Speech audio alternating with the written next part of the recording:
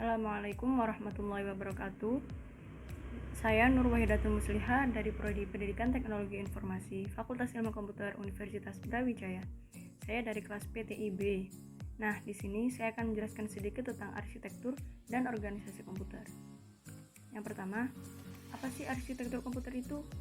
Arsitektur komputer ialah konsep perencanaan dan struktur pengoperasian dasar dari suatu sistem komputer. Arsitektur komputer juga mempelajari atribut-atribut sistem komputer yang terkait dengan seorang programmer dan memiliki dampak langsung pada eksekusi logis sebuah program. Selanjutnya, organisasi komputer. Organisasi komputer yaitu bagian yang terkait erat dengan unit-unit operasional dan interkoneksi yang mewujudkan spesifikasi arsitektur. Di sini, arsitektur komputer dan organisasi komputer tidak saling berhubungan, dikarenakan pemrograman arsitektur komputer tidak bisa berjalan tanpa didampingi dengan organisasi komputer. Selanjutnya, apa sih perbedaan organisasi komputer dan juga arsitektur komputer? Bedanya, arsitektur komputer lebih mengacu pada unit operasional yang mewujudkan spesifikasi. Nah, untuk arsitektur komputer sendiri berdampak langsung terhadap eksekusi sebuah program. Contoh dari organisasi komputer ialah teknologi hardware, perangkat antarmuka, teknologi memori, sistem memori, dan sinyal-sinyal kontrol. Berikutnya untuk contoh arsitektur komputer ialah set instruksi, aritmetika yang digunakan, teknik pengalamatan, dan juga mekanik I/O. Selanjutnya fungsi komputer.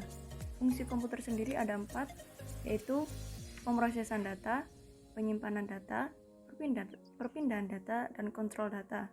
Yang pertama, pemrosesan data, di mana komputer berfungsi untuk mengolah kumpulan data yang menghasilkan suatu informasi. Nah, data yang diolah ini tergantung input ataupun kebutuhan dari seorang pengguna komputer. Selanjutnya untuk penyimpanan data.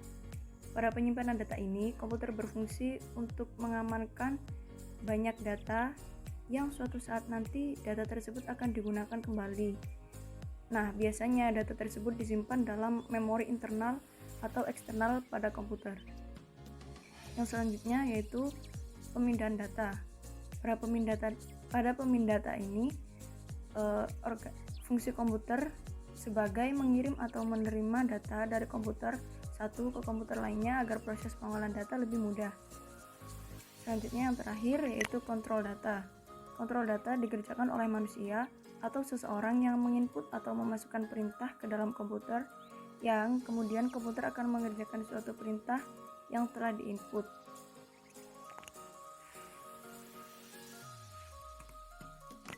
Selanjutnya yaitu teknologi komputer saat ini sedang tidak mengejar kecepatan. Nah, bagaimana sih opini saya? Opini saya untuk hal ini, menurut saya kecepatan teknologi komputer saat ini memang dibatasi oleh kecepatan gerak elektron.